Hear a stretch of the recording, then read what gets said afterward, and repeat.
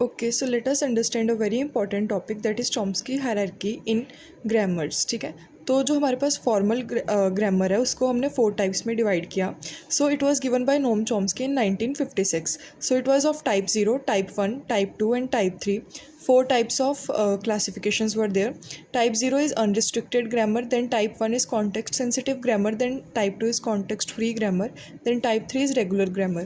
So जैसे कि हमें पता है कि ग्रामर को हम ऐसे रिप्रेजेंट करते हैं V, T, P और S. ठीक है, सो नाउ टाइप 0 डिस्कस करते हैं अनरिस्ट्रिक्टेड ग्रामर। ये क्या होती है? सबसे ज़्यादा पावरफुल और most general form of grammar. ठीक है, तो ये हमारे पास हायरार्की आ गई T3, T2, T1 और T0।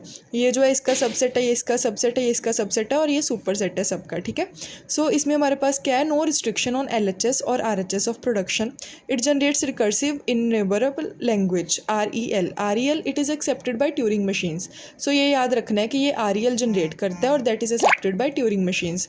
सो इसको रिप्रेजेंट करने का तरीका इज़ अल्फ़ा और बीटा जो आपस में कोरेस्पॉन्ड करते हैं। कैसे? जिसमें एनी नंबर ऑफ टर्मिनल्स और नॉन टर्मिनल्स में भी यूज। ठीक है, इसीलिए इसको अनरिस्ट्रिक्टेड बोलते हैं क्योंकि कोई रिस्ट्रिक्शन नहीं है। और V यूनियन T का स्टार मतलब कि सारे कम्बिनेशन ऑफ टर्मिनल्स और नॉन टर्मिनल्स यूज़ किए जा सकते हैं। एंड जीरो ऑकरेंस भी अलाउड है, मतलब एप्सिलॉन को भी अकेला इधरली साइड लिया जा सकता है। For example AB corresponds to BCDE। ठीक है, ये इसकी एग्जाम्पल होगी। नेक्स्ट इज़ उसके बाद इसको हम क्या बोलते हैं? ट्यूरिंग रिकॉग्निजेबल लैंग्वेजेस भी बोलते हैं। जैसे जैसे हम T3 से T0 तक जाएंगे पावरफुल और होती जाएगी हमारी grammar. So T1 is context switching grammar, इसको CESC भी बोलते हैं। It generates sensitive language, it is also called non contracting grammar. It generates context sensitive languages. ठीक है, और किससे एक्सेप्ट होती हैं? वो लीनियर बाउंडेड ऑटोमेटा से। ठीक है, और उसको रिप्रेजेंट करते हैं सेम।